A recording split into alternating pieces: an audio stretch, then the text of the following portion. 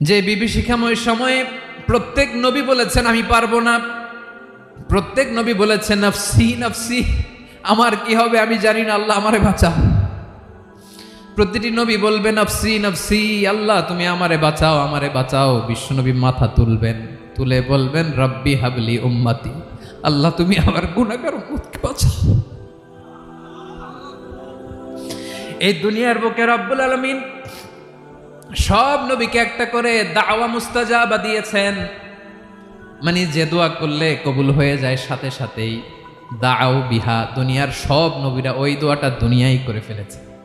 ওয়া ইন্নী আখতাবিউ দাওয়াতি শাফাআতান লি উম্মতি ইয়াউমাল কিয়ামাহ, আমার ওই স্পেশাল দোয়াটা আমি দুনিয়ার বুকে কঠিন বিপদে পড়েও কোনোদিন করি নাই। আমি আমার স্পেশাল দোয়াটা কিয়ামতের দিন আমার গুনাহগার উম্মতকে সুপারিশের জন্য রেখে দিয়েছি।